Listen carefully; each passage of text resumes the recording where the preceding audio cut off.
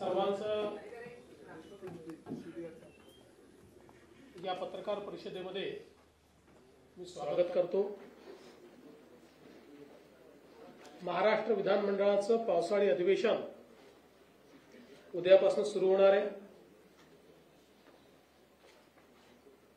महायुती सरकारचं हे चौथं अधिवेशन आहे। विशेष अधिवेशन पकडून सध्या राज्यभर सर्वीकडे पाऊस पडतो आहे।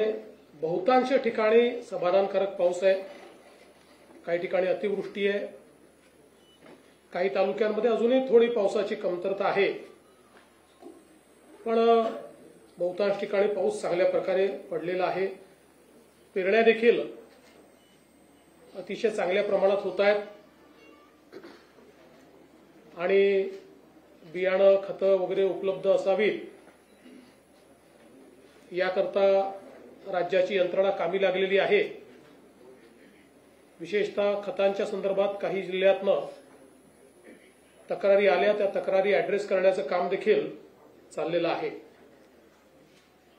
आजच्या या अधिवेशनाच्या पूर्वसंध्येला आम्ही विरोधी पक्षाला चहापानाकरता बोलवलं होतं, परंतु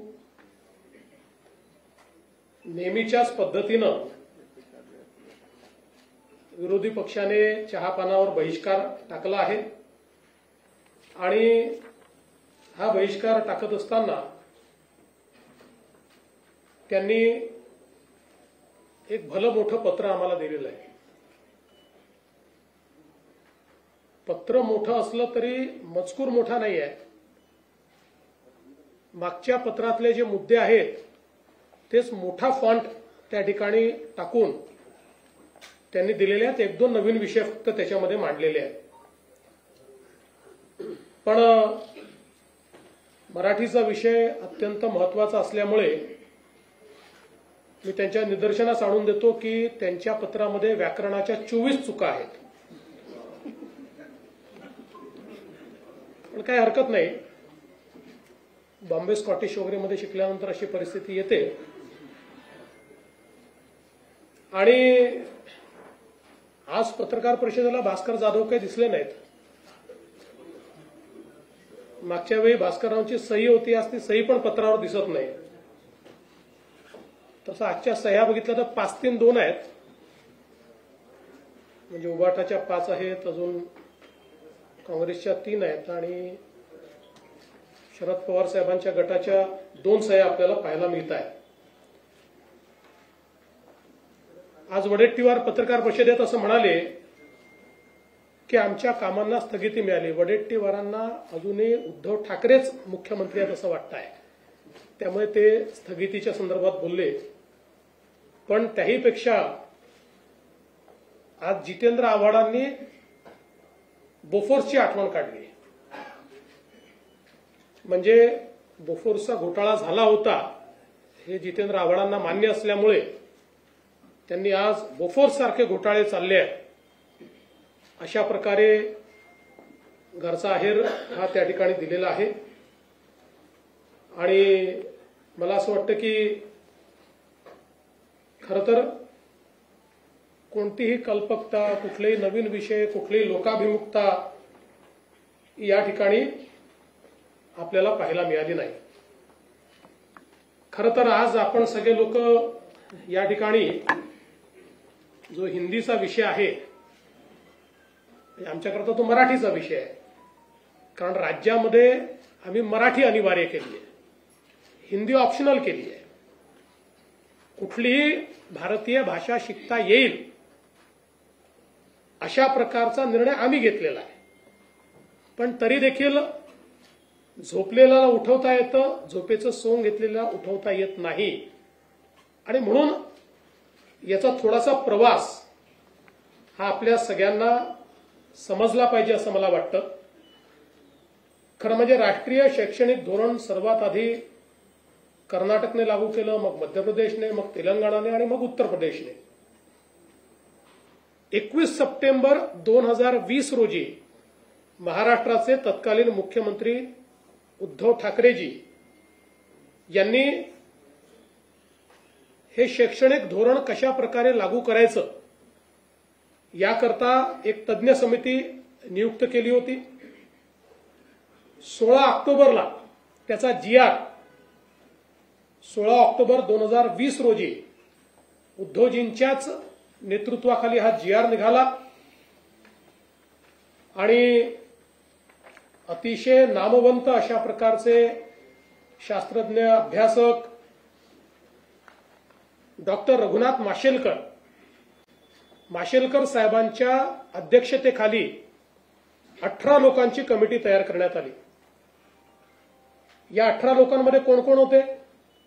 डॉक्टर सुखदेव थोरात, मुंबई विद्यापीठाचे कुलगुरू डॉक्टर सुहास पेडणेकर, SNDT महिला विद्यापीठाच्या कुलगुरू प्राध्यापक शशिकला वंजारी, डॉक्टर बाबासाहेब आंबेडकर मराठवाडा विद्यापीठाचे कुलगुरू डॉक्टर प्रमोद येवले, माजी कुलगुरू मुंबई विद्यापीठ डॉक्टर राजन वेळुकर, नागपूर विद्यापीठ माजी कुलगुरू डॉक्टर विलास सपकाळ, ICTचे माजी कुलगुरू प्राध्यापक GD जाधव, DY पाटील विद्यापीठाचे कुलपती डॉक्टर विजय पाटील, आंतरराष्ट्रीय सल्लागार नितीन पुजार, तंत्रशिक्षण संचालक डॉक्टर अभय वाघ आणि हैदराबाद सिंध नॅशनल कॉलेजिएट विद्यापीठ मुंबईचे कुलाधिकारी निरंजन हिरानंदानी, शासकीय अभियांत्रिकी महाविद्यालय पुणेचे संचालक भारत आहुजा, मराठवाडा वाणिज्य विद्यालय पुणेचे प्राचार्य देविदास गोल्हर, मुंबई विद्यापीठाचे सिनेट सदस्य मिलिंद साटम, पार्ले टिळक व्यवस्थापन महाविद्यालयाचे शिक्षण तज्ज्ञ डॉक्टर अजित जोशी, शिक्षा विद्या प्रबोधिनी हा महत्वाचा आहे, शिक्षा विद्या प्रबोधिनीचे संस्थापक विश्वस्त विजय कदम जे शिवसेनेचे उपनेते आहेत आणि शिवसेनेचे म्हणजे उभाटा सेनेचे, आमच्या शिवसेनेचे नाही, आणि उच्च शिक्षण संचालक डॉक्टर धनराज माने, अशा 18 लोकांची कमिटी ही या ठिकाणी तयार झाली. आता हे सगळेच मराठी लोक आहेत, नामवंत लोक आहेत, शिक्षण क्षेत्र समजणारे लोक आहेत. अशा लोकांची एक अतिशय चांगली समिती उद्धवजींनी तयार केली. 14 सप्टेंबर 2021ला या समितीने उद्धव ठाकरे साहेबांना 101 पानाचा अहवाल सादर केला.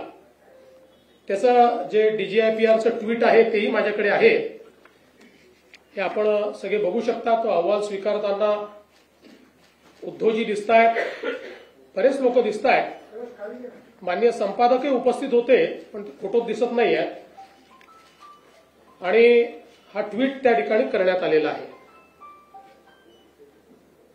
हे त्या संदर्भात त्यांचं वाक्य की याची लगेच आम्ही अंमलबजावणी करणार वगैरे ते सगळं हे प्रेसमध्ये त्यावेळी आलेलं आहे. आणि मग आपण जर बघितलं तर 15 सप्टेंबर 2021 च्या या बातम्या वगैरे आहेत, मी आता त्याच्यामध्ये जात नाही. आता या अहवालात काय म्हटलेलं आहे, या सर्व तज्ज्ञांनी काय म्हटलेलं आहे, तर या अहवालाच्या 8व्या प्रकरणामध्ये भाषेचा विषय आलेला आहे, पृष्ठ क्रमांक 56. आता पृष्ठ क्रमांक 56 वर अहवालामध्ये जो काही या ठिकाणी शिफारस त्यांनी केलेली आहे त्याच्याकरता एक उपगट तयार करण्यात आला होता, आणि त्या उपगटामध्ये कोण होते? भाषेच्या उपगटामध्ये डॉक्टर सुखदेव थोरात, नागनाथ कोतापल्ले, अजून काही सदस्य होते, पण यात भाषेच्या या उपगटामध्ये महत्वाचे सदस्य होते विजय कदम, उबाठाचे उपनेते विजय कदम हे या उपगटाचे नेते होते किंवा यातले प्रमुख होते. आणि यांनी काय शिफारस केली आहे, तर यांनी शिफारस अशी केलेली आहे की मुद्दा क्रमांक 8.1 इंग्रजी आणि हिंदी भाषा ही दुसरी भाषा म्हणून पहिल्या वर्गापासून लागू करण्यात यावी. 1ली ते 12वी असे 12 वर्ष विद्यार्थी इंग्रजी शिकतील तर त्याला इंग्रजी भाषेची जाण येईल आणि आवश्यक पुस्तके वाचता येतील. अभियांत्रिकी, वैद्यकीय आणि अन्य तांत्रिक व्यावसायिक अभ्यासक्रमांसाठी ते सज्ज असतील. उच्च शिक्षण संस्थांमधून मराठी शिकवण्याला प्राधान्य द्यावेच लागेल, पण त्याच वेळी इंग्रजी आणि हिंदी ही दुसरी भाषा पहिल्या वर्गापासून ते 12वी पर्यंत सक्तीची करण्यात यावी. आवश्यकता भासत असेल तर महाविद्यालयीन शिक्षणाच्या 3 किंवा 4 चौथ्या वर्षाच्या पदवी अभ्यासक्रमामध्येही हिंदी सक्तीची करावी. आता कोणी म्हटलंय, उद्धवजींनी तयार केलेल्या समितीमध्ये ज्यात उबाठा सेनेचे उपनेते हे सदस्य आहेत, त्यांनी केलेली ही शिफारस आहे. खरं म्हणजे हे रिकमेंडेशन आता इंग्रजीमध्येही आहे, ते पुन्हा मी वाचून दाखवत नाही. आता आपण जर बघितलं तर 14 सप्टेंबर 2021 रोजी हा अहवाल सादर झाल्यानंतर तो मंत्रिमंडळापुढे आला आणि 7 जानेवारी 2022ला त्याचं इतिवृत्त कायम झालंय. आपल्याला पाहिजे असेल तर त्या इतिवृत्ताची कॉपी देखील मी दाखवतो. हे सही आपण ओळखतो उद्धवजींची, म्हणून मी तुम्हाला दाखवतो ती.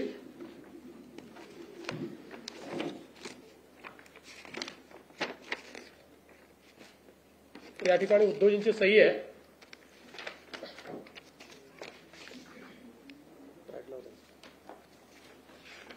ठीक आहे. मुख्यमंत्री उद्धव ठाकरेंची सही आहे कॅबिनेट निर्णयावर. मिनिट्सवर म्हणजे कन्फर्म झालेली आहेत मिनिट्स, ही त्यांची उद्धवजींची सही याच्यावर आहे. त्यामुळे याच्यामध्ये कुठेही हा अहवाल स्वीकारताना त्रिभाषा सूत्र बाजूला ठेवा, हे आम्हाला मान्य नाही, याच्यावर निर्णय केलेला नाही, असं काहीच म्हटलेलं नाही. उलट जी अकॅडमिक बँक ऑफ क्रेडिट, जो एक महत्वाचा कळीचा विषय याच्यामध्ये आहे की तिसरी भाषा का बरं, तर तिसऱ्या भाषेमुळे अकॅडमिक बँक ऑफ क्रेडिटमध्ये मार्क मिळतील आणि पुढच्या ऍडमिशन करता ते मार्क कामी येतील. त्या अकॅडमिक बँक ऑफ क्रेडिटलाही मान्यता याच कॅबिनेटच्या निर्णयातनं देण्यात आलेली आहे. आणि म्हणून आपण जर बघितलं तर या ठिकाणी माशेलकर समितीचा अहवाल आणि त्यावरचे निर्णय हे याकरता सांगतो. काही लोक म्हणतात आम्ही निर्णय घेतला नाही, आम्ही नुसता अहवाल स्वीकारला नाही.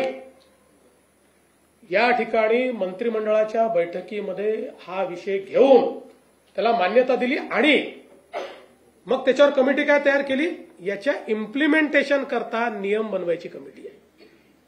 अहवाल स्वीकारलेला फक्त आता आणि मग ती जी कमिटी झाली त्याच कमिटीने काम करत करत करत आमचे जीआर निघालेले आहेत. हे जे जीआर आमच्या काळात निघाले आहेत हे तेच काम करत करत करत ते आमच्या काळामध्ये अशा प्रकारचे सगळे जीआर निघालेले आहेत. आणि म्हणून मला असं वाटतं की या संदर्भात आपण जर बघितलं असेल तर 16 एप्रिलला 2025ला आम्ही पहिला जीआर काढला आणि त्या जीआर मध्ये आपण असं म्हटलं की मराठी ही सक्तीची आहे, दुसरी भाषा आपण इंग्रजी म्हटली, तिसरी भाषा आपण हिंदी म्हटली.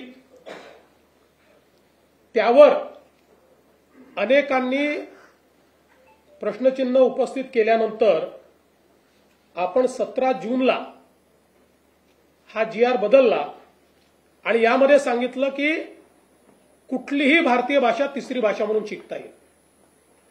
आणि त्याही जीआर मध्ये आपण सांगितलं मराठी सक्तीची भाषा कुठली, मराठी, आणि तिसरी भाषा म्हणून कोणतीही भारतीय भाषा शिकता येईल अशा प्रकारचा स्पष्टपणे जीआर काढला. आणि याच्यामध्ये आपण जर विचार केला तर ही तिसरी भाषा पहिलीपासून नाही आहे, त्याचं लेखन वाचन हे तिसरीपासून आहे. आणि 2 वर्ष पहिले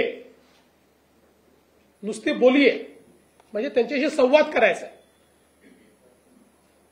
त्यामुळे हा जो काही अहवाल या ठिकाणी मांडण्यात आला होता त्यानुसारच खरं म्हणजे आमच्या सरकारने निर्णय घेतला नव्हे तर सक्तीची केलेली हिंदी याच्यामध्ये ऑप्शन देण्याचं काम आमच्या सरकारने केलं की कुठलीही भारतीय भाषा. आणि मला या निमित्ताने खरं म्हणजे भारतरत्न डॉक्टर बाबासाहेब आंबेडकर यांनी जे भाषण केलेलं आहे त्यातले हे का महत्वाचं आहे तर काय मत होतं भारतरत्न डॉक्टर बाबासाहेब आंबेडकरांचं, one language can unite people, two languages are sure to divide, this is an inexplorable law, culture is conserved by the language, since Indian wish to unite and develop a common culture, it is the bounden duty of all Indians to own up Hindi as their language. An Indian who does not accept this proposal as a part and parcel of linguistic state has no right to be Indian. He may be 100% Maharashtrian, Tamilian or Gujarati. पुढे त्यांनी असं म्हटलेलं आहे की आपली मातृभाषा ही शिकलीच पाहिजे पण त्यासोबत हिंदी देखील शिकली पाहिजे. हे भारतरत्न डॉक्टर बाबासाहेब आंबेडकरांचं दिलेलं भाषण आहे. तथापि आज ज्या प्रकारे नेहमीच्या पद्धतीनं आपणच निर्णय घ्यायचे, पण या मंत्रिमंडळामध्ये त्यावेळेची संपूर्ण शिवसेना होती, उद्धवजी त्याचे प्रमुख होते, शरद पवार साहेबांची पार्टी पूर्णपणे त्या ठिकाणी होती आणि काँग्रेस पार्टी पण होती. या सगळ्यांनी मिळून याला मान्यता दिली, आम्हीच नव्हतो. पण ठीक आहे, आमचा काही त्याला विरोध नाही आहे, पण सगळ्यांनी, कारण माशेलकर साहेबांसारखे, सुखदेव थोरात साहेबांसारखे अभ्यासक ज्यावेळेस एखादा रिपोर्ट देत आहेत आणि तो जर स्वीकारला होता तर चूक काय आहे. पण नेहमीच्या पद्धतीनं सत्तेत असलं की वेगळं बोलायचं, सत्तेतनं बाहेर आलं की वेगळं बोलायचं, सत्तेत असलं की रिफायनरीला विरोध करायचा, सत्तेच्या बाहेर असलं की रिफायनरीला विरोध करायचा, पुन्हा सत्तेत आलं की पत्र पाठवायचं केंद्र सरकारला आमच्याकडे रिफायनरी करा. ही जी पद्धत आहे याच्यामध्ये केवळ विरोधाला विरोध अशा प्रकारची पद्धती दिसते आहे. त्यामुळे खरं तर पहिला प्रश्न म्हणजे या सगळ्या प्रक्रियेत राज ठाकरे नव्हते, कारण त्यांचा मंत्रिमंडळातही नव्हता, अपोजिशनलाही कोणी नव्हता. मला तर असं वाटतं की पहिला प्रश्न राज ठाकरेंनी उद्धव ठाकरेंना विचारला पाहिजे की तुम्हीच जर याला मान्यता दिली तर आता कुठल्या तोंडानं आंदोलन करायला निघालात, हा प्रश्न विचारला पाहिजे. पण आम्ही ही भूमिका ज्या दिवशी दुसरा GR काढला त्या दिवशी आम्ही भूमिका मांडली की आम्ही सक्तीची करणार आहे. आम्हाला अशा प्रकारचे जे विषय आहे हे विषय सर्वानुमते करून घ्यायचे आहे. आणि म्हणून आम्ही त्या दिवशी सांगितलं की दादा भुसे सगळ्यांची चर्चा करतील, आमचे मंत्री महोदय सगळ्यांचं म्हणणं ऐकून घेतील आणि सगळ्यांसमोर वस्तुस्थिती देखील ठेवतील. कारण अकॅडमिक बँक ऑफ क्रेडिटमध्ये तिसरी भाषा शिकली नाही तर आमच्या मराठी मुलांना तिथे मार्क मिळणार नाही. पण इतर मीडियमचे जे लोक आहेत, इंग्रजी मीडियमचा जो आहे त्याला त्या ठिकाणी मराठी ही कंपल्सरीच आहे, अनिवार्य आहे. गुजराती मीडियम वाल्याला त्या ठिकाणी मराठी आणि इंग्रजी ही अनिवार्यच आहे.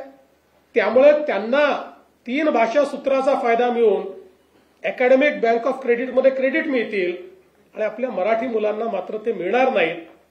आणि मग या अकॅडमिक बँक ऑफ क्रेडिटच्या माध्यमातून उद्या ज्यावेळेस त्यांच्या प्रवेशाचा विषय येईल त्यावेळी आमचे मराठी मुलं नेमके तिथे मागे पडतील. आणि म्हणून या ही सगळी वस्तुस्थिती सगळ्या नेत्यांसमोर मांडावी, अभ्यासकांसमोर मांडावी.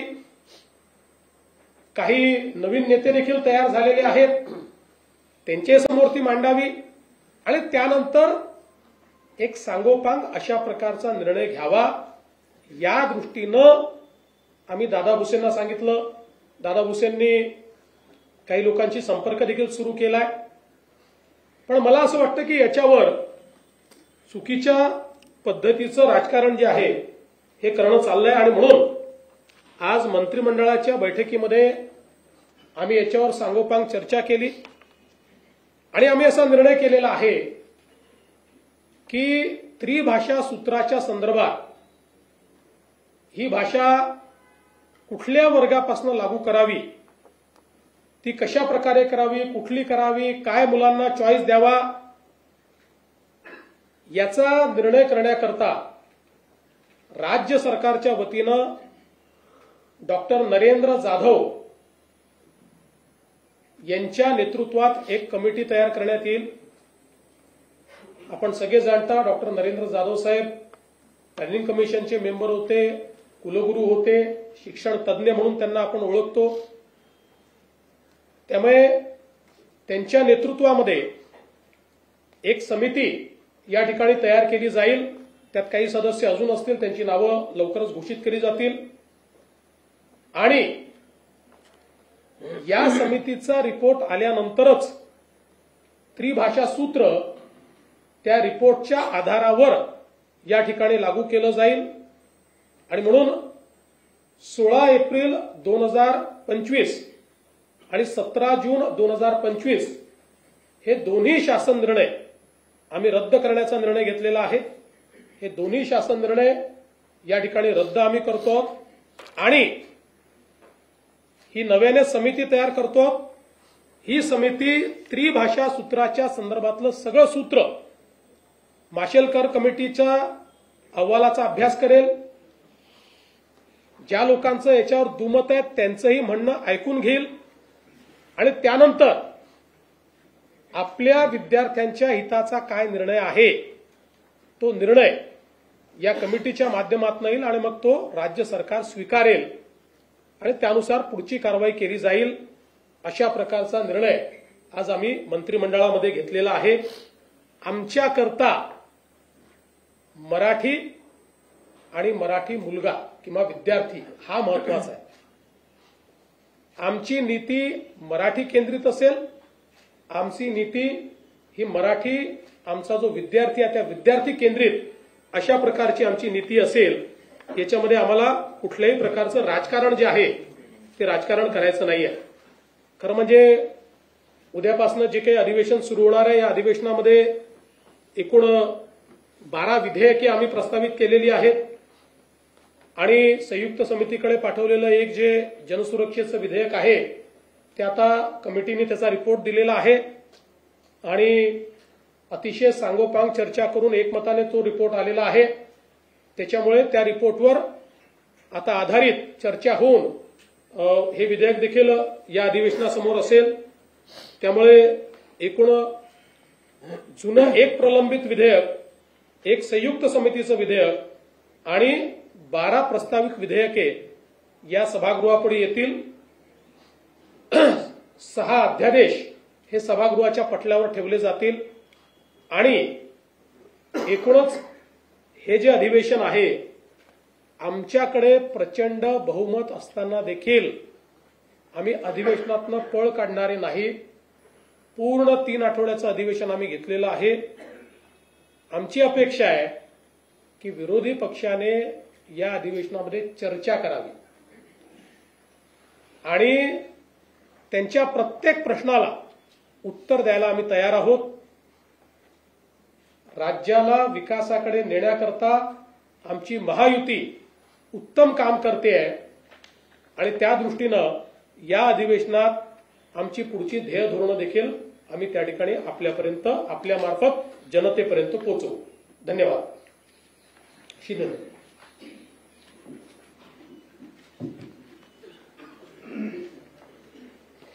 सर्व पत्रकारांचं स्वागत.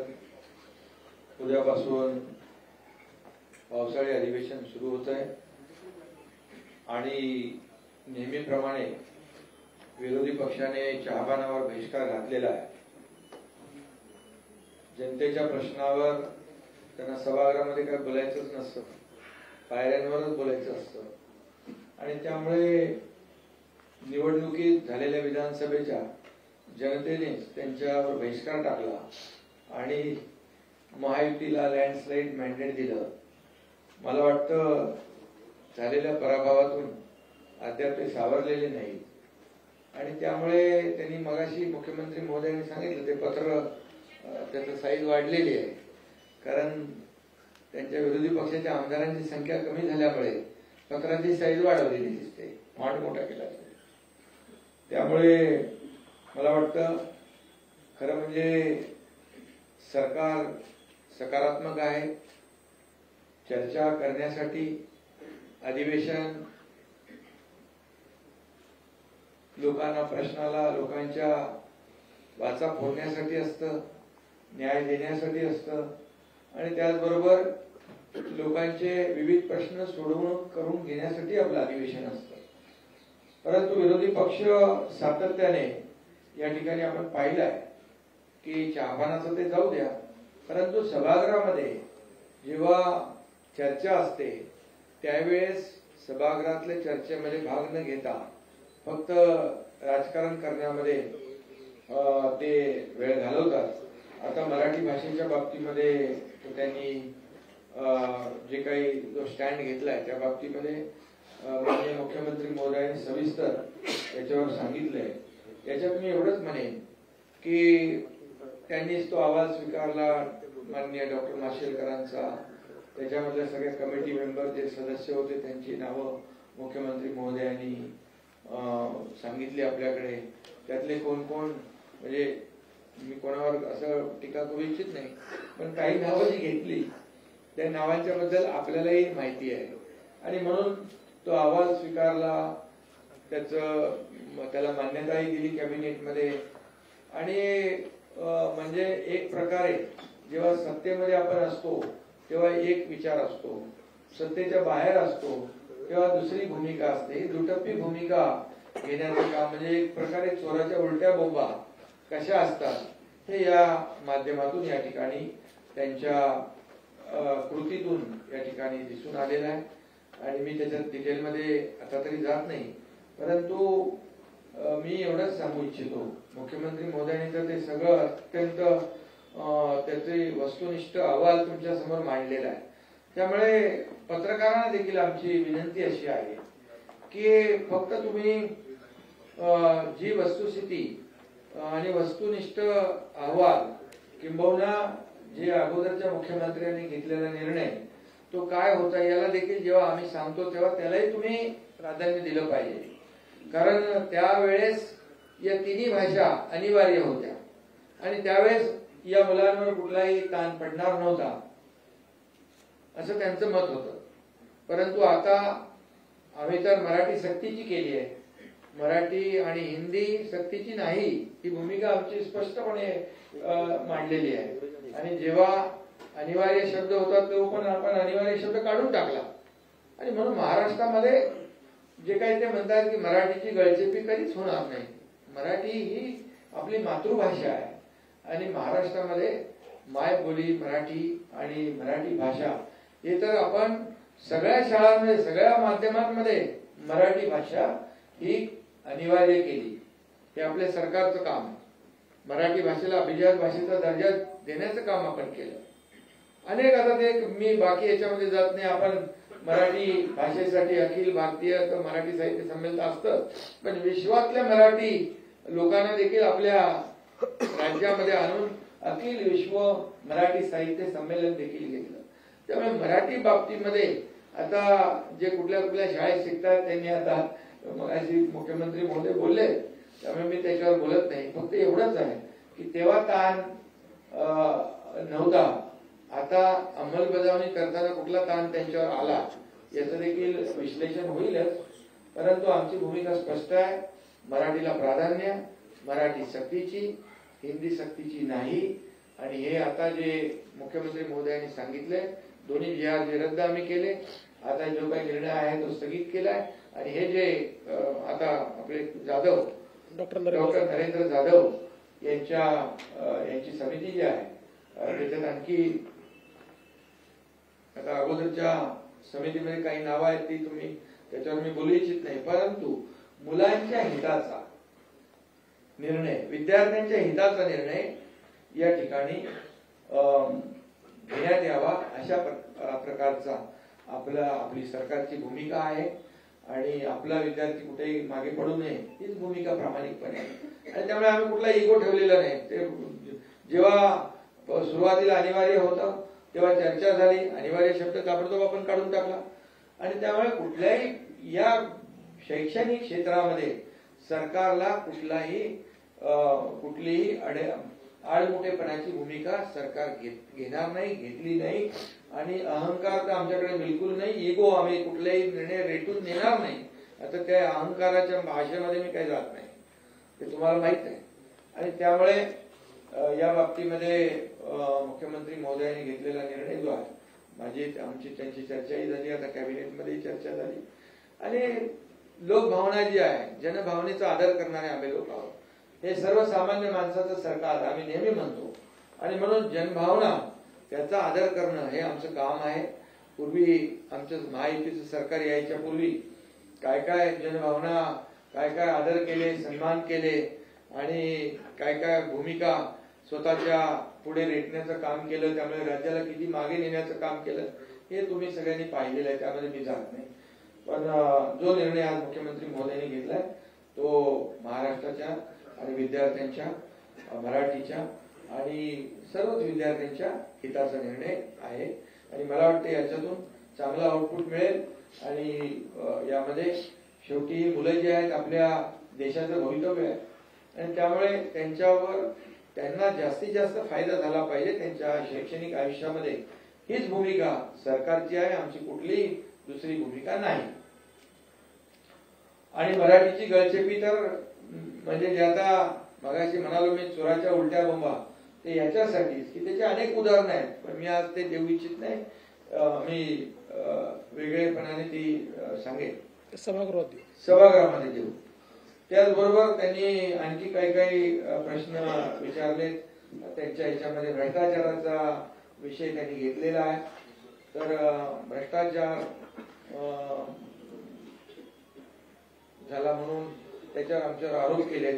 पण मी एवढंच सांगेन की 2.5 वर्षात झालेला भ्रष्टाचार तर त्याच्या चौकशा सुरू आहेत. त्यामध्ये खिचडी घोटाळा असेल, बॉडी बॅग घोटाळा असेल, आता तर तो कुठला नवीन एक घोटाळा आलाय, मिठी नदीचा घोटाळा आलाय, त्याचही चौकशी सुरू आहे. आणि त्याच्यामध्ये कोण दिनू काहीतरी दिनो मोरिया, दिनू आता त्याची चौकशी सुरू आहे. त्यांनी तोंड उघडल्यावर किती लोकांना मोरिया होईल माहित नाही. त्यामुळे बघा, आम्ही कुठल्याही सूड भावनेने काम कुठलं करतोय का? बिलकुल नाही.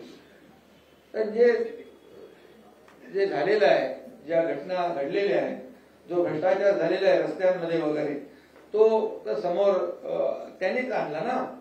आम्ही एकदा रस्ते, जेव्हा मी मुख्यमंत्री होता, आम्ही दोघांनीच तो निर्णय घेतला ना आपण आयुक्तांना बोलवून, की का बाबा दरवेळी पावसाळ्यामध्ये खड्ड्यातून प्रवास करावा लागतो, अपघात होतात, बळी जातात, का कॉन्क्रीटचे रस्ते करत नाही.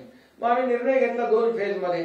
आता फेजमध्ये निर्णय घेतल्यानंतर दरवर्षी जे खड्डे भरण्याचं, काळ्याचं डांबराचं पांढऱ्याचं काळं करण्याचा रस्ता बंद झाला. त्यामुळे ऑडिट सुरू झालं, हे झालं. मग ते बिलो अभाव आम्हाला तर काय माहितच नाही बाबा ते, परंतु त्यांच्यामध्ये ते एक्सपर्ट आहेत. आणि त्यामुळे या सगळ्या ह्याच्यातून जी काही चौकशी आहे आणि ते जे काही सत्य आहे ते सत्य बाहेर येईल. त्यानंतर त्यांनी बाकी त्याच्यामध्ये आणखी बरेचसे काही काही आरोप केलेले आहेत.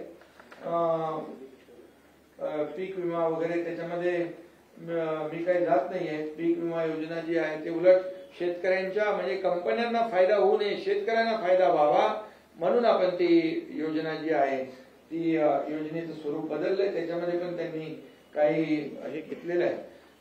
पूर्वी ते म्हणाले सौर विजेच्या बिलाबद्दल पण त्यांनी आरोप केलेला आहे. पण मी मुख्यमंत्री महोदयांना धन्यवाद देईन की आतापर्यंतच्या इतिहासामध्ये विजेचं बिल कमी झालेलं कधी आपण पाहिलं नाही. पण आमच्या महायुतीच्या सरकारमध्ये देखील आपण किती 7.5 HP पर्यंत कृषी पंपाला मोफत केलं. ते आजही मोफत आहे. आणि आता देखील 10% पर्यंत आपलं बिल कमी होत आहे सर्वसामान्य लोकांचं. आणि ते टप्प्याटप्प्याने आणखी कमी होईल. म्हणजे इतिहासामध्ये पहिल्यांदा विजेचं बिल कमी करण्याचा, कमी होण्याचा प्रकार आणि निर्णय पहिल्यांदा झाला. यापूर्वीच्या मला आठवत आहे काँग्रेसच्या सरकारने निवडणुकीच्या आधी म्हणाले वीज बिल माफ करू, पण जसे सरकारमध्ये आल्यानंतर वीज बिल गेली. म्हणाले प्रिंटिंग मिस्टेक झालं. आम्ही प्रिंटिंग मिस्टेक म्हणणारे नाही. ज्या आम्ही योजना जाहीर केलेल्या आहेत, ज्या योजना आम्ही घोषित केलेल्या आहेत, लाडकी बहीण योजना असू द्या नाही तर आणखी ज्या योजना आहेत त्या टप्प्याटप्प्याने सगळ्या पूर्ण. तेव्हा मला वाटतं मुख्यमंत्री सुशील कुमार शिंदे होते. तर आठवण करून दिली मी. त्यामुळे आम्ही प्रिंटिंग मिस्टेक म्हणणारे नाही. आणि निवडणुकीमध्ये आश्वासन द्यायची असतात, पाळायची कुठे असतात असं म्हणणारेही नाही. त्यामुळे तो एक विषय मी या ठिकाणी सांगू इच्छितो. बोगस बियाणे वगैरे ते काय त्याच्यावर कारवाई आम्ही करतोच आहे. आणि त्यामध्ये आजच आम्ही शेतकऱ्यांसाठी कृषी संजीवनी प्रकल्प नानाजी देशमुख किती 6,000 कोटीला आपण मान्यता आजच दिली. टप्पा 2 शेतकऱ्यांसाठी महायुती सरकारने गेल्या 3 वर्षामध्ये जवळपास 45,000 कोटी रुपये च्या योजना आपण शेतकऱ्यांसाठी केल्या. 15-16 हजार कोटी रुपये आपण अतिवृष्टी, अवकाळी आणि गारपिटीच्या नुकसान भरपाई पोटी दिले. त्यामुळे शेतकऱ्यांना काय दिलं, शेतकरी सन्मान योजना आपण केली. प्रधानमंत्री महोदय 6,000 केंद्राचे आणि आपले पण 6,000 असे 12,000 रुपये शेतकऱ्यांना देखील वर्षाकाठी या ठिकाणी देण्याचा निर्णय देखील आपल्या सरकारने घेतलेला आहे. आणि त्यामुळे मला वाटतं त्यांच्या या कुठल्याही आरोपाला काही हे नाहीये, म्हणजे काय बेस नाहीये. त्यामुळे आम्ही जे काही निर्णय घेतोय ते निर्णय या महाराष्ट्रातल्या जनतेच्या हिताचे घेतोय. आमची 2.5 वर्षाची पहिली इनिंग होती तेव्हा जे आम्ही टेक ऑफ घेतलं होतं तो वेग अद्याप अजूनही तसाच ठेवलाय, वाढवलाय. मुख्यमंत्री महोदयांनी 100 दिवसाचा कृती आराखडा सुरू केला. त्या कृती आराखड्यामध्ये सगळ्या बऱ्याचशा कलेक्टर, जिल्हाधिकारी, महापालिका आयुक्त, सीओ यांनी चांगलं काम केलं. याचं कारण एवढंच की सर्वसामान्य माणसाला न्याय मिळाला पाहिजे. सर्वसामान्य माणसाला त्याच्या तालुक्यात, जिल्ह्यात न्याय मिळाला पाहिजे. तो मंत्रालयापर्यंत येता कामा नये. त्यानंतर 150 दिवसाचा आता कार्यक्रम आपण कृती आराखडा जाहीर केलाय. कालच आपलं मास राईडचं लोकार्पण झालं नागपूरमध्ये. कुठलाही जिल्हा कुठेही इतर जिल्ह्यांपेक्षा मागे राहू नये यासाठी महास्ट्राईड हे त्याचं लोकार्पण झालं. आपण वर्ल्ड बँकेसोबत या ठिकाणी त्यांच्या सोबत राज्य सरकार एकत्र काम करतंय आणि प्रत्येक जिल्ह्याला समान न्याय, म्हणजे तुम्हाला विकासाचं सांगतोय. आता 2.5 वर्षापूर्वी तर तुम्हाला माहित आहे, 2.5 म्हणजे माझ्या 2.5 वर्षापूर्वीच, आता माझे 2.5 वर्ष झाला. त्यामुळे जसे स्पीड ब्रेकर वगैरे होते ते सगळे आम्ही काढून टाकले. मी सांगतो ना, म्हणजे विकासाला ज्या योजना चांगल्या आहेत त्या आम्ही कॅरी फॉरवर्ड केल्या. परंतु 2014ला देवेंद्रजी मुख्यमंत्री होते तेव्हा शेतकऱ्यांच्या जलयुक्त शिवार योजना कोणी बंद केल्या? मराठवाडा वॉटर ग्रीड कोणी बासनात बांधलं? ते मुख्यमंत्री आम्ही झाल्यानंतर पुन्हा आमच्या टीमने सुरू केलं. त्यामुळे सांगण्याचं तात्पर्य आहे विकास याला चालना देणं. बाकी तर तुम्हाला माहित आहे, बाकी मी अटल सेतू, कोस्टल रोड, समृद्धी हायवे याच्यात जातच नाही मी. ही तर कामं समोर आहेत तुमच्या. म्हणून तर आम्हाला, आणि लोकाभिमुख कल्याणकारी योजना म्हणून तर लोकांनी लँडस्लाईड मॅन्डेट दिलं महाराष्ट्रातल्या. त्यांनी दुसरं म्हटलंय की इथं बरं ते स्टार्टअप बिटअप मध्ये काय मी जात नाही. खूप म्हणजे महाराष्ट्र जीडीपी नंबर 1 आहे, एफडीआय मध्ये नंबर 1 आहे, स्टार्टअप मध्ये नंबर 1 आहे, विकासामध्ये पुढे आहे. किती आता 20 लाख कोटी झाले आपल्या दोघांचे मिळून 20 लाख कोटी एमओयू दावोस मध्ये झाले. कधी झाले होते? आणि नुसते एमओयू नाही केले, कन्व्हर्जन त्याचं 70 to 80% आहे. याचा अभिमान आहे आम्हाला. आणि म्हणून मोदीजी पण ज्या पद्धतीने देशाचं जे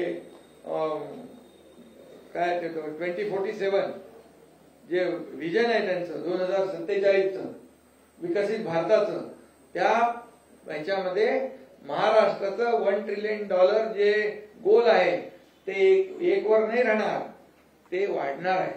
म्हणजे महाराष्ट्राचं कॉन्ट्रीब्युशन पण आपल्या प्रधानमंत्र्यांचं जे विकसित भारत 2047चं स्वप्न आहे याला सपोर्ट करणार आहे.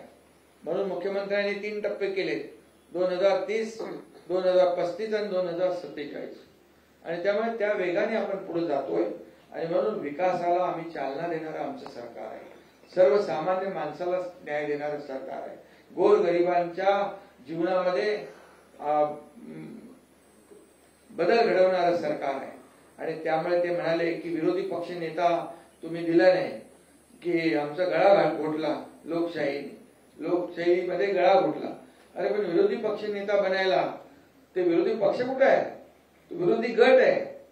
ते तुकडे तुकडे गँग आहे. ते कसं काय त्याला विरोधी पक्ष देणार आम्ही?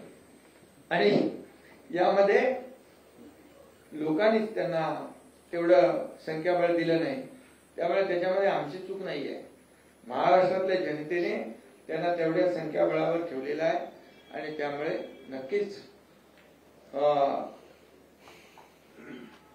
त्यांची जी लोकशाहीचा गळा घोटण्याचं जे काही त्यांचं म्हणणं आहे त्याच्यामध्ये काही तथ्य नाही. फक्त मी एवढंच सांगतो की विरोधी पक्षाचं काम आम्ही मानतो, सत्ताधारी आणि विरोधी पक्ष ही रथाची 2 चाकं आहेत. पण ते कधी आमच्या चांगल्या कामाला चांगलं म्हणतच नाही. त्यामुळे सातत्याने टीका करणं, आरोप करणं एवढंच त्यांना माहित आहे. पण आमची इच्छा आहे, जसं मुख्यमंत्री म्हणाले की सभागृहामध्ये प्रत्येक विषयावर चर्चा करण्याची आमची तयारी आहे. सभागृहामध्ये तुम्ही प्रश्न मांडा, या महाराष्ट्राच्या हिताचे प्रश्न मांडा. सरकारने चांगलं काम केलं तर चांगलं म्हणा, वाईट काम केलं तर तुम्ही सूचना करा. आम्ही सगळ्याला तयार आहोत. आणि त्यामुळे बाकी आता सभागृहामध्ये आम्ही बोलू. सभागृहामध्ये बाकी विषय त्याला प्रश्नांना उत्तर देऊ. अजितदादा, एवढ्या मोठ्या संख्येने पत्रकार परिषदेला उपस्थित असणाऱ्या सर्व पत्रकार बंधू भगिनींचं मी मनापासून स्वागत करतो. या अधिवेशनाचं संपूर्ण कामकाज पूर्ण वेळ आणि सुरळीत चालावं, राज्यासमोरचे सर्व महत्वाच्या मुद्द्यांच्यावर प्रत्येक विधेयकावर अभ्यासपूर्ण चर्चा व्हावी आणि एकही विधेयक सभागृहात चर्चा झाल्याशिवाय मंजूर होऊ नये. आमदारांना त्यांच्या मतदारसंघातले प्रश्न मांडण्यासाठी पुरेसा वेळ मिळावा आणि सर्वात महत्वाचं म्हणजे विधिमंडळाच्या कामकाजाचा 1 मिनिटही कुठं वाया जाऊ नये, गोंधळामुळे वाया जाऊ नये, असा आमच्या महायुतीच्या सरकारचा प्रयत्न राहणार आहे. आणि त्याच्यामुळे मुख्यमंत्र्यांनी सांगितलं तसं 3 आठवड्याचं अधिवेशन हे पावसाळी अधिवेशन आपण घेतलेलं आहे. उद्याच पुरवणी मागण्या सादर केल्या जाणार आहेत. त्याच्याबद्दलची मान्यता आत्ताच कॅबिनेटनी सादर करण्याच्या करता दिलेली आहे. आणि काही जरी असलं, हे काही चर्चा जरी करत असली तरी खरं त्यांनी आजच्या चर्चेमध्ये भाग घेतला असता तर महत्वाच्या प्रश्नाच्या बद्दल त्याचा ओहापोह करता आला असता. कुठले महत्वाचे प्रश्न चर्चेला घ्यायचे ते पण तिथं सगळ्यांच्या समोर मांडता आले असते. परंतु नेहमीच्या पद्धतीप्रमाणे चहापानावर बहिष्कार, म्हणजे गेले कित्येक वर्ष चहापानावर बहिष्कारच चाललाय. आता ते चहापान रद्दच करावं का काय असं वाटायला लागलं. कशाला चहापान ठेवायचं? आम्ही येऊ, चहापाणी घेऊ, कॅबिनेट करू, पत्रकारांशी बोलू आणि निघून जाऊ, असंच मनात यायला लागलेलं आहे. तसं होणार नाही. त्यांनी जर प्रतिसाद दिला तर जरूर चर्चा करण्याच्या करता, लोकशाहीमध्ये चर्चा करून निर्णय घेणं हे खूप महत्वाचं असतं आणि त्या प्रकारेच हे महायुतीचं सरकार काम करत राहणार आहे. बाकीच्या सगळ्या महत्वाच्या प्रश्नाच्या संदर्भात दोघाही महोदयांनी आपल्या सगळ्यांच्या समोर गोष्टी मांडलेल्या आहेत. एकंदरीतच आता रद्दच निर्णय तो GR करण्यात आलेला असल्यामुळं कारण नसताना आता मुंबईतल्या मराठी माणसाला वेठीस धरून मोर्चा काढायचं काही कारण नाही. आता तो मोर्चा रद्द करण्यात यावा असं आव्हान मी त्यांना हो ना ज्या कारणाकरता मोर्चा होता ते रद्दच झालेलं ना बाबा. मग कशाला वेठीस धरायचं तुम्हाला त्रास सगळ्यांना ही कुठं चाललं ती कुठं चाललं त्याच्यामुळे हा आला का तो गेला का कुणाचा झेंडा नाही काही नाही त्याच्यामुळे ते तसं रद्द करून टाकावं. झेंडा नाही त्यामुळे माणसं कळणार नाही. दुसरं एक आजच मुख्यमंत्र्यांनी सूचना केलेली होती. आज जवळपास 3600 कोटी रुपये आमच्या लाडक्या बहिणीच्या करता ह्या महिन्याचे आम्ही डीबीटीवर पाठवलेले आहेत. उद्या त्यांच्या अकाउंटला ते पैसे मिळतील आणि तोही एक महत्वाचा निर्णय आज झालेला आहे. अशा पद्धतीनं आणि बाकीच्या पावसाच्या वगैरेच्या बद्दल कधी नव्हे महाराष्ट्राच्या इतिहासामध्ये जून महिन्यामध्ये धरणांची परिस्थिती काही अपवाद आहेत काही भागातले अपवाद आहेत परंतु कधी एवढ्या मोठ्या प्रमाणावर जून महिन्यामध्ये धरणं भरलेली म्हणजे बऱ्यापैकी भरलेली आपल्याला पाहायला मिळाली नव्हती. अर्थात काही ठिकाणी फार नुकसान पण झालेलं आहे. वाशिम असेल किंवा काही आपला विदर्भाचा भाग आहे ते तिथं बरेच जमीन वाहून वगैरे गेलेली पिकांचं नुकसान झालेलं आहे. त्याचे रितसर पंचनामे करण्याच्या सूचना पण अधिकाऱ्यांना दिल्या गेलेल्या आहेत आणि त्याच्यामध्ये नेहमीच हे सरकार बळीराजाच्या पाठीशी उभं राहण्याचं काम करत असतं. इथून पुढेही ते करत राहील आणि त्यांना पुन्हा कसं आपल्याला उभं करता येईल ह्याबद्दलचं संपूर्ण नियोजन हे महायुतीच्या सरकारने केलेलं आहे आणि अधिवेशनामध्ये ज्या ज्या गोष्टीचे प्रश्न ते उपस्थित करतील विरोधक संख्येने जरी कमी असले तरी त्यांना विचारलेल्या प्रश्नाला समर्पकपणे उत्तर देणं आणि कारण नसताना कुठला तरी गैरसमज लोकांच्या मध्ये होऊ न देणं. बऱ्याचदा विरोधक फेक नॅरेटिव्ह सेट करण्याचा प्रयत्न करत असतात. तसं काही कारण नाही. त्याला आम्ही अतिशय व्यवस्थितपणे उत्तर देऊ. प्रत्येक प्रश्नाला उत्तर महायुतीच्या सरकारकडे आहे. त्याच्यामध्ये केंद्राची मदत आम्हाला होते पंतप्रधानांची आणि त्यांच्या मंत्रिमंडळाची राज्यातल्या पण सर्व सहकाऱ्यांची मदत होते. या प्रकारे हे अधिवेशन व्यवस्थितपणे पार पाडलं जाईल ही खात्री मी आपल्याला देतो. थांबतो. धन्यवाद. अरे एका वेळी एकाने विचारलं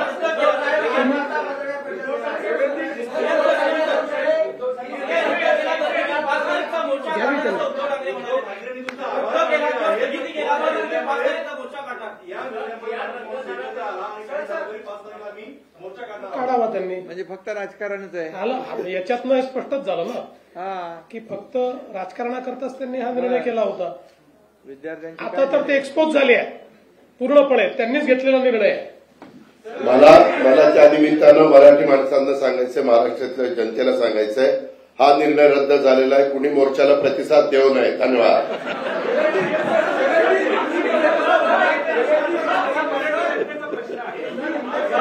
त्यांचं काम झालं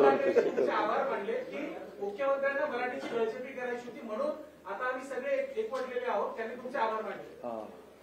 मी त्यांचे आभार मानतो की त्यांनी ज्या प्रकारचा कारभार चालवला त्यामुळेच आमचं सरकार आलं की नाही. आम्हाला ही जी काही सरकारमध्ये काम करायची संधी मिळाली ती त्यांच्यामुळे मिळाली. पण मला त्यांना प्रश्न विचारायचा आहे. मराठी माणसाचं ते बोलतात पत्राचाळीतल्या मराठी माणसाचं काय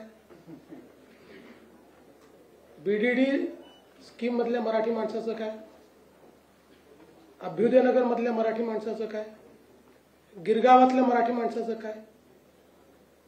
या मुंबईतनं मराठी माणूस सोडून गेला त्याला ते जबाबदार नाहीत आणि त्याला इथे घर देण्याचं काम हे शिंदे साहेबांनी आम्ही अजितदादांनी आमच्या सरकारने केलं. त्यामुळे मराठी माणसाचं पोट भाषण देऊन भरणार नाही.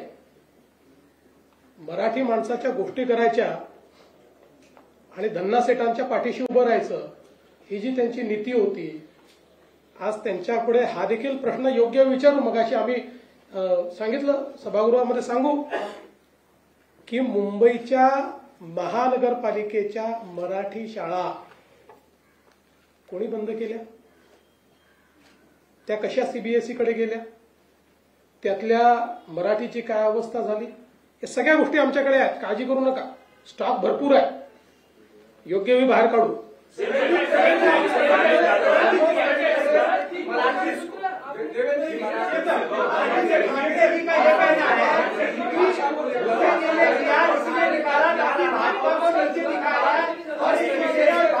देखिए, ये जो 3 भाषा का सूत्र है जो नई शिक्षा नीति ने दिया है, उसके ऊपर श्रीमान उद्धव ठाकरे ये जिस समय महाराष्ट्र के मुख्यमंत्री थे, उन्होंने डॉक्टर माशेलकर जी की कमेटी तैयार की थी। उस कमेटी ने रिपोर्ट देकर पहले क्लास से मराठी के साथ साथ हिंदी और अंग्रेजी अनिवार्य की जाए, कंपलसरी की जाए, इस प्रकार का रिपोर्ट दिया।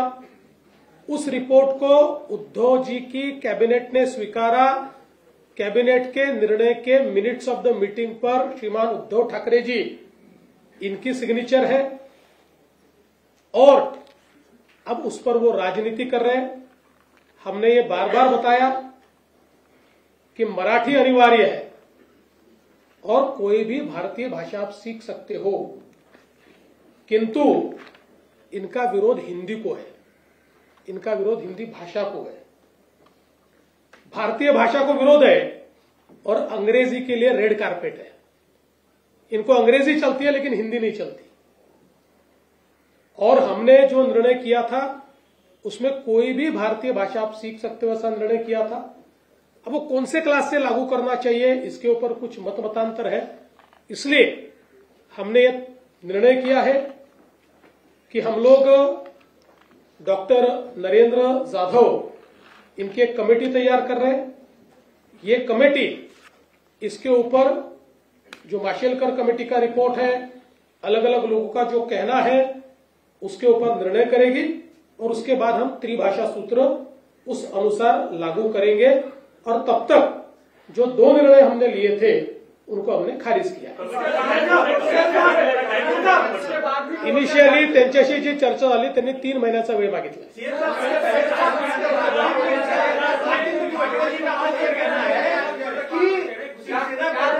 शिक्षा मंत्री ने उन्होंने जीआर इसलिए निकाला ताकि भाजपा को नीचा दिखाया जाए और ये शिवसेना और भाजपा के अंतरकला की वजह से हुआ है। किसने बोला ये? अजीत ठाकरे ने अजीत की तारा में आज दोपहर को प्रेस कॉन्फ्रेंस अजीत ठाकरे नहीं, उनका तो मैंने वीडियो देखा। उन्होंने तो कहा हिंदी सीखनी चाहिए और उन्होंने कहा कि हिंदू हृदय सम्राट शिवसेना प्रमुख बाला साहब ठाकरे जी ने उनको कहा था हिंदी सीखने के लिए। सर, उसके बाद भी जिस तरीके से मोर्चा निकालने उद्धव ठाकरे के मोर्चे को लेकर माझ्या शुभेच्छा आहेत, त्यांनी एकत्र राहावं। उद्धव ठाकरे मोर्चा निकालने के लिए अभी भी तैयार है और कहना है कि मराठी भाषा के मुद्दे पर। देखिए, इससे ही ध्यान में आ गया कि उनको केवल राजनीति करनी है। मैं इतिहास के 10 चीजें बता सकता हूं कि केवल मराठी आदमी का नाम आगे करके उद्धव ठाकरे जी ने किस प्रकार से मराठी आदमी को ही इस मुंबई के बाहर निकाला है और उसी मराठी आदमी को मुंबई में वापस लाने का काम हमारी महायुति की सरकार ने किया है। धन्यवाद। नहीं, वो तो राजनीति है ना। और अजीत दादा ने बोला है कोई मराठी आदमी जाएगा नहीं।